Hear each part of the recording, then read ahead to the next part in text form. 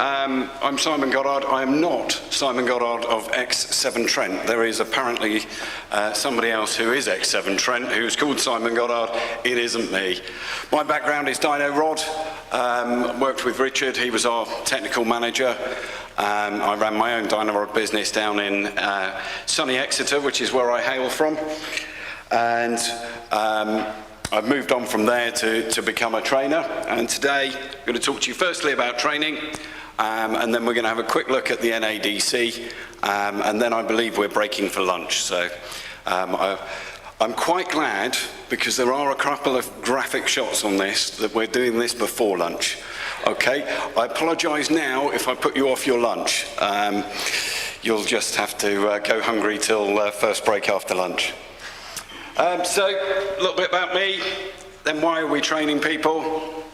Certification routes, certification bodies, who can certify us as qualified training providers and qualified training courses. Why don't we just stick him out with Bob, because Bob's been doing it for 25 years. He'll learn everything he needs to know from that.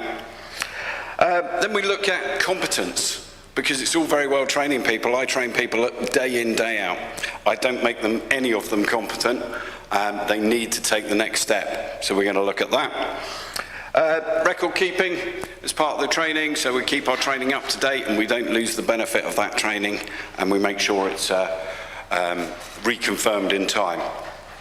Then I'm going to introduce you to the NADC and the NADC suite of courses that they've got currently, and the future developments that they're bringing in, who they're working with, and everything else about the NADC. So it's me, 20 years drainage experience. Keep moving away from that mic. WJA trainer, so that's Water Jetting Association. I deliver most of their courses. The only one I don't do is the hydro demolition, but I can do every other training course they do. EUSR, Energy Utility Skills Register. I deliver the Sheer Water Passport, which most water companies have signed up to. I also do the water hygiene for the Clean Water guys for EUSR. And I deliver the suite of NADC courses, which I'm going to talk to you about in a little while. I'm also a mental health first aid instructor. Mental health is a massive problem at the moment with, well, it's not at the moment, it's been there all the time.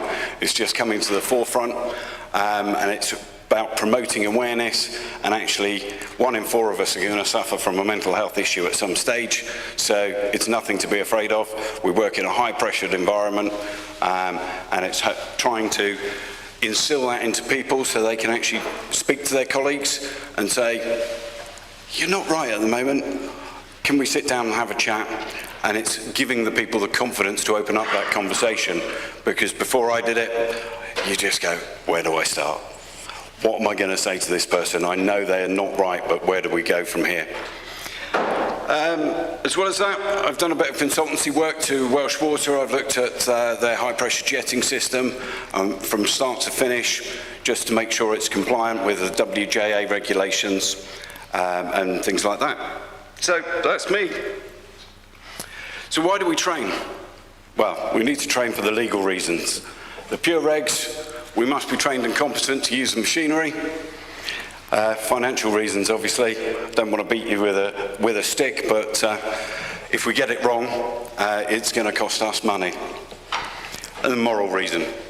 I ran 25 engineers at one stage, and my biggest fear was getting that phone call that somebody has hurt themselves and having to make the call to their partners, wives, and say that they've hurt themselves at work. Employees need to be trained, and they enjoy being trained.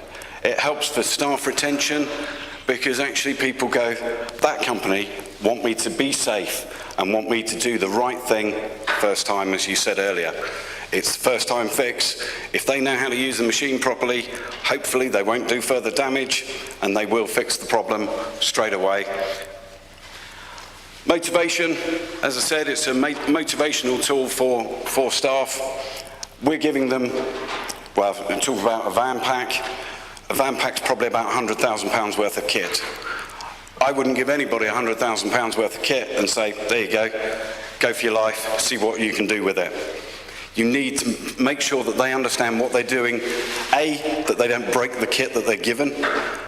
They understand a jetter mustn't run out of water, a jetter must not be frozen, all those sort of details, which way round the bursting disc goes in the jetter, simple things like that.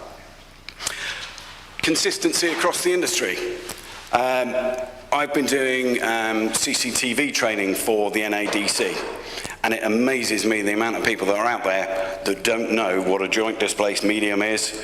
They don't know the difference between a joint displaced medium and a joint displaced large. If we're actually providing this information to people, we need to make sure that it is consistent and right across the entire industry. Occasionally there are bad news stories about the drainage industry where we've gone out, certainly nobody in this room, but other contractors have gone out and they've said to Mrs. Smith, you need this whole pipe replacing because it's got 15 displaced joints. And we know for a fact it probably hasn't actually got any displaced joints, and that pipe was perfectly okay, but because she's a little old lady, we've charged her several, not, as I say, nobody in this room, but people have charged thousands of pounds to rehabilitate a short section of pipe. The other thing is we don't know what we don't know until somebody tells us. It seems quite simple, but it is. I didn't know which way around a bursting disc goes in the bursting disc holder until I went on the course and they said, actually, it's not that way round, it's that way round. It's really simple. You think it's obvious. If we put these guys with somebody else who's been experienced, he's great. If that bursting disc doesn't go whilst they're on their training, they won't ever learn, which is why they need certified training rather than just a colleague. I'm just going to play you a little movie. You're okay, it's not the scary one. The pictures are going to come up afterwards.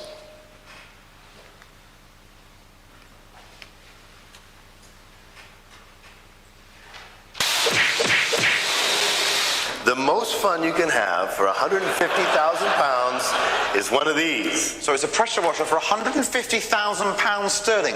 What are you going to wash with that? I'm going to wash a melon, a shed, and a Volvo. Check this out.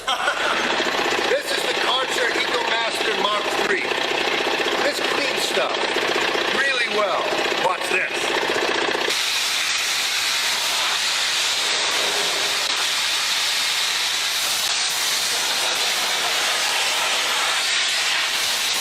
Just hope nobody's got a Volvo.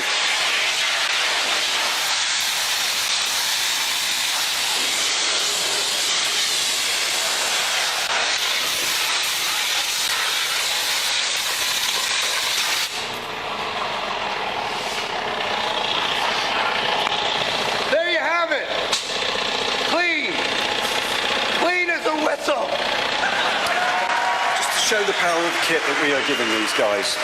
There's another video to come.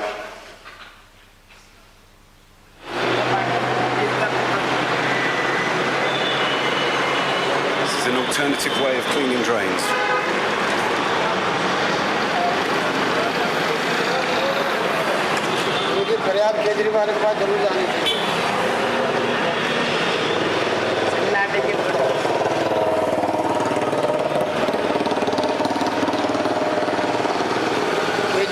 देख ले कहाँ बंदा मेहनत कर रहा है लाओ पानी लाओ उधर काम कर रहा है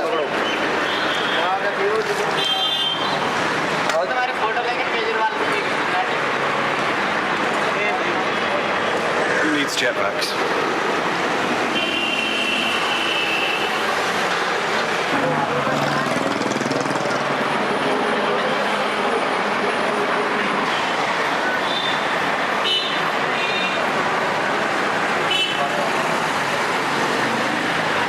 Happy in his work.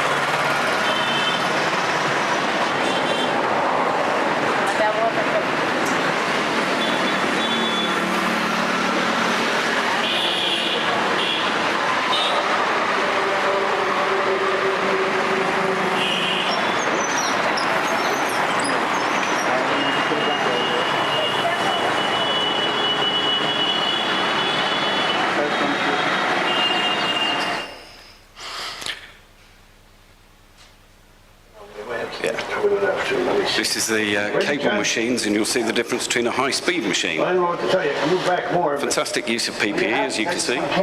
Here. Well, you want to try to put some more in? Jeez. I don't think you should see it the first time putting it in. Here, let me see. Put it in reverse. You got it in reverse? All right. Are you ready? Yeah.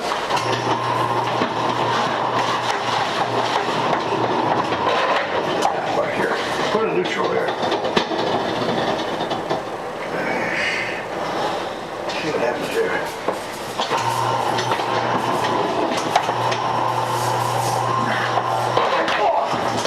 All right. Whatever hit you in the eye, you okay?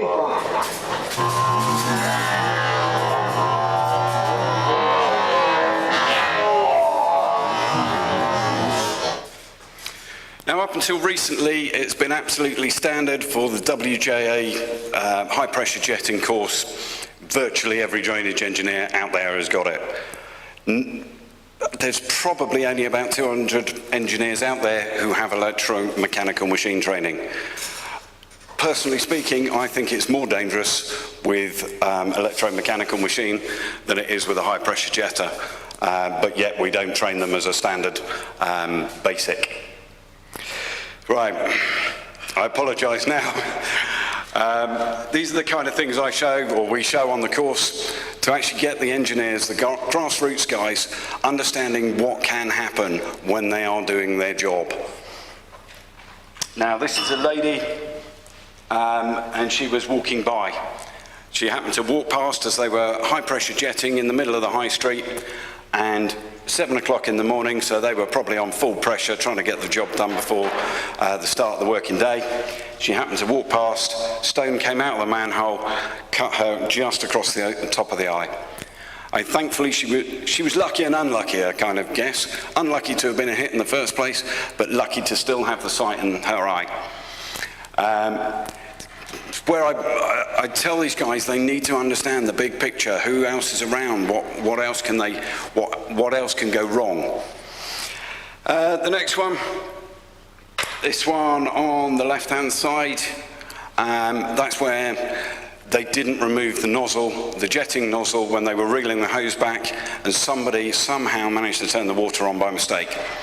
And as you can see, the jet of water has gone straight through his hand.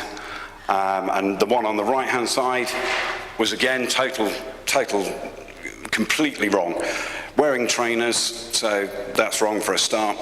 He was cleaning a conservatory, and he was sat on the conservatory roof, jetting the conservatory.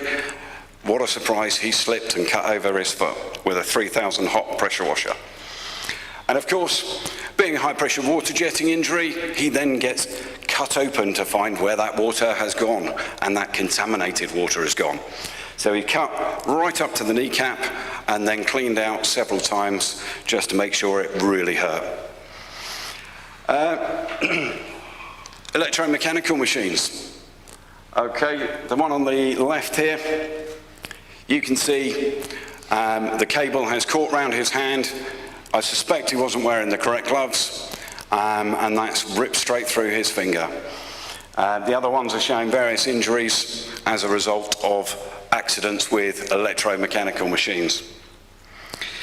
So, I think we now know that we need to train people. We can get courses for various people. EUSR and NADC are working together on a suite of courses, which I'll come to in a while. We've got Drainage MVQ, City and Guilds, IOSH obviously runs some courses, CABWE for Streetworks, CITB, PASMA, UCATA, and various other organisations to certify this training. But we need these certification bodies rather than actually putting somebody with an experienced engineer. The experienced engineer will do a job on the competency side, but he won't be able to keep up to date with all the changes in legislation and make sure that everything is covered in every single part. So competence. We don't stop learning when we come out of the classroom. That's really where we start. It's a bit like passing your driving test. You know nothing about driving until you've got those L plates off and you're on your own, and that's when you start realizing how many unusual drivers there are. Mostly BMW drivers and Audi drivers that don't use indicators and mirrors and sort of detail like that. So to ensure compliance, competence, we use ongoing assessments, monitoring the overall performance of the person. We look at our accident and near misses, how that's performing. If we're having more accidents, then there's something we need to review. Record keeping, making sure that we keep that training up to date. And that's basically competence, why we need to train people, the training course routes. And I'd just like to talk to you briefly about the NADC. So does anybody know of the NADC? Yeah? Excellent.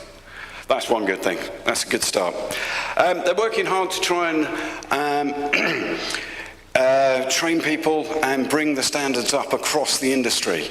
They're tending at the moment to be working with the smaller contractors, but I think there's a potential for them to actually be working with the bigger contractors and making sure that we are all fully certified across the industry. Obviously, raising standards is going to improve safety, it's going to reduce accidents, it's going to reduce mistakes, reduce having to go back to sites and redo a camera survey, because I'm sure we've all had those issues before where the surveys come back and it's not been of a reasonably good quality. The NADC are also working with Property Mark, trying to Property Mark are a network of estate agents, and they're trying to get those to recommend CCTV surveys through a certified NADC contractor. The Residential Property Surveyors Association are also recommending, whenever they recommend a camera survey, they will recommend an NADC certified surveyor. Trying to do the same with RICS, but that's taken a little bit longer. In January 2019, January, February, March, there will be the launch of DrainSafe. And that will be open to NADC members. It will be along the same lines of GasSafe, and it will be, we are certified contractors, we are trained, we are competent, we know what we're doing, we are not going to cause any more damage to your property, and we are not going to rip you off, more importantly. There are rogue traders in this industry, and hopefully they will get enough publicity out there that these people that are doing nasty things and charging thousands of pounds for a rubbish repair will be put out of business. We're also working with local authority building control to try and bring in camera surveys pre and post works on domestic properties. I'm sure the drainage guys in here certainly know. Conservatories built over manholes, extensions built over manholes, buried manholes, the problems that causes us and the water companies. If we can get that and we actually do the camera surveys before and after, it will make a huge difference. Just briefly, EUSR certified courses from the NADC are high pressure jetting, which yes is competitive to the WJA, electromechanical machines, and that will be updated in the next 6 months to be high-speed cleaning machines, wherever Richard's gone. CCTV, so we do to MSCC 5, domestic and light commercial codes. So we don't go into OS 19 and detail like that, but we do a 2-day course on camera surveying. What do we need to collect on site? What's our site plan? How do we work out our site plan? Obviously, the most important thing now on site plans is boundaries. Therefore, we know that we are on the customer's property or we're on the water company's property, and the codes. So is it a JDM, is it a JDL? And then once we've done that, we take them through the grading. So sewer grading, what needs repair, what doesn't need repair, repair selection techniques. So again, most cost-effective repair. So we are professionalising the drainage side of things. There is a confined space course at the moment, and then the future courses. So instead of shear water, they're working with EUSR to bring out shear drainage. Utility location, so underground location, pump station course, pest control, excavation and repair, and vacuum tanker operations. When it goes wrong, if we don't train and we don't make our staff competent, there was a recent case, well, this one was a few years ago, but 2 guys, directors of a company, jailed for 12 months and fined £55,000 for a trench collapse in which an employee died. Now, most of us here will do some excavation. I know it's UK STT, but we usually have to dig to get to the point, and that is obviously tragic and something that we need to stop. Another one, very recent, this was last week. A company, a well-known company, had a trapdoor that was open and there was one person on watch, and that one person was supposed to be making sure that nobody fell down that hole. They didn't. They ended up Facebooking or doing whatever else, forgot the importance of their job role. A customer fell down there and she was very, very badly hurt, and they were fined £400,000. A water company was fined £1.8 million after an employee fell into a tank and died. And finally, a company was fined nearly £2 million, £21,000 costs, when an employee got his arm caught in a machine.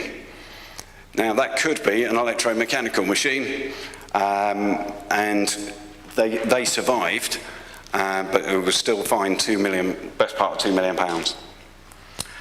Finally, I'd like to say thank you guys for your time. Really appreciate your concentration, because I know I can hear your stomachs rumbling from here. UK STT, very pleased, Dawn, thank you for inviting me to stand here today. The NADC, the WJA, and the EUSR. So that's me done. Hopefully you've got lots of questions for me, or else we can just go straight for lunch. Okay, thank you very much.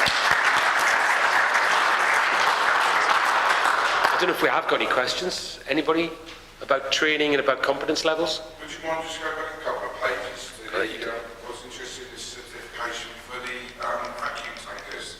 Yep. Funny enough, that's why Martin Beattie can't be here today. He's meeting with the Vacuum Tanker Association, not association. They're getting a working group together to put together what they need to know. So it's very, very early stages at the moment. I would suspect it'll be about 12 months before that one's out.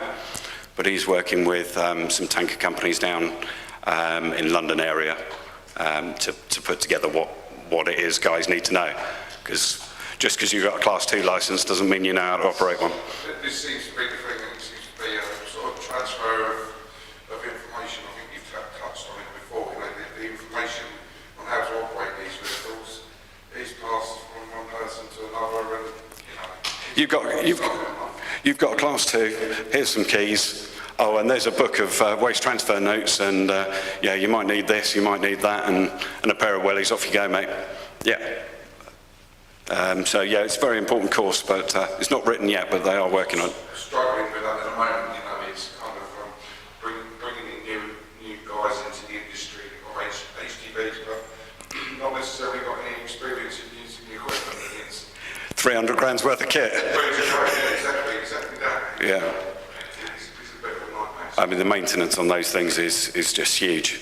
So yeah, but hopefully it will come out. I mean, that's kind of why they've got the suite of courses, is to try and actually make a career path for somebody, that they actually join the industry. Okay, you start off, you can do your electromech and your jetting, and then actually you'll get your confined spaces, and then do you want to become a repair engineer or do CCTV, and actually give guys on the road choices.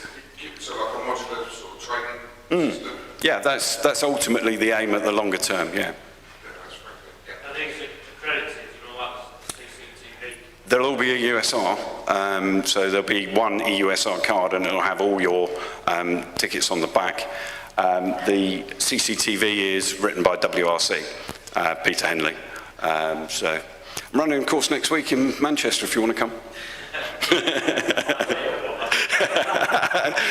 Don't want to come in case you fail. They get 25 still pictures, which they've then got to code. We go through drainage law, drainage ownership, misconnections, so sewer misconnections, foul to surface, surface to foul. And then we go through, as I say, every single code, your X's and... Just over a drive, is it more direct kind of bad water? Just like garbage, water, Thames. At the moment, that's OS 22 and OS 19. It's something that the NADC are working on, and that's part of Drain Safe, which is actually being developed with the water companies as well. So hopefully they will recognise it. The plan is later on is that we would upload this data for the water companies to be able to use within their areas. So they would have CCTV surveys, decent site plans. I might be talking a bit too far in advance, but that would be the plan, is that we would go and do a home buyer survey, an unblock post-work survey, whatever we've done, and then we'll go back and we'll upload it onto their system. Might need the guys from Calm Solutions to work out how that actually sits in there. But if somebody has an issue, then the water company can pull up that one. Oh yes, there's a survey done 6 months ago, and we can look at the detail. Norman. One of my concerns in this area is about accreditation. The number of different accreditation bodies, and then what are the qualifications, and how are they viewed, both by employers,